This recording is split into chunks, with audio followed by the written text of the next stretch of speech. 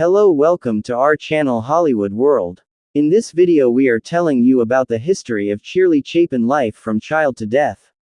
Charlie Chaplin was one of the most influential figures in the history of cinema. He was not just a comic actor but also a filmmaker, director, composer, and producer.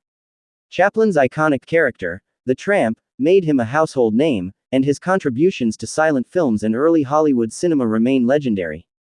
This biography explores Chaplin's journey from a poverty-stricken childhood in London to becoming one of the greatest actors and filmmakers in the world. Early life 1889–1908. Birth and family. Full name: Charles Spencer Chaplin. Born April 16, 1889.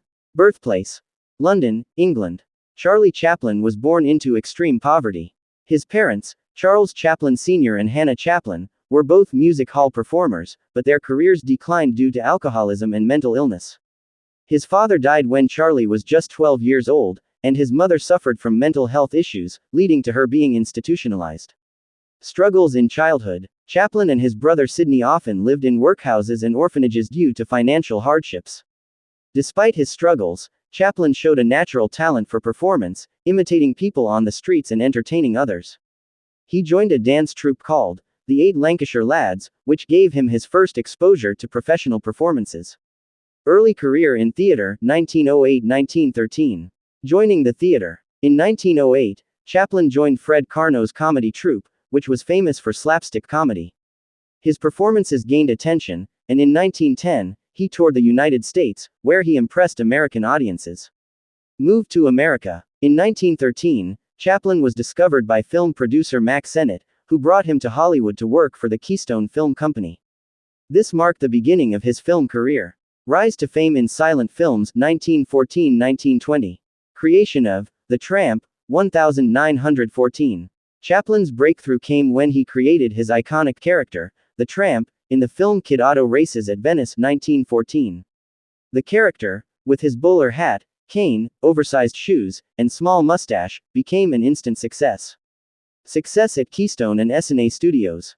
Chaplin's early silent films, including The Tramp 1915, The Bank 1915, and The Rink 1916, made him one of the biggest stars in Hollywood. His popularity allowed him to negotiate higher salaries and creative control over his films. Starting his own studio. In 1919, Chaplin, along with Mary Pickford, Douglas Fairbanks, and D.W. Griffith, founded United Artists, allowing him to produce and direct his own films. This was a revolutionary move that gave him complete artistic freedom. The golden age of Chaplin's career, 1921–1936. The Kid, 1921. The Kid was Chaplin's first feature-length film, showcasing both comedy and deep emotional storytelling. The film was a huge success and is still considered one of the greatest silent films ever made. Other iconic silent films. The Gold Rush 1925, one of his most successful films, featuring the famous bread roll dance. The Circus 1928, won Chaplin an honorary Academy Award. Transition to sound films. Despite the rise of a network error occurred. Please check your connection and try again. If this issue persists, please contact us through our help center at help.openai. Chaplin's first full sound film, The Great Dictator, was a satire on Adolf Hitler and fascism.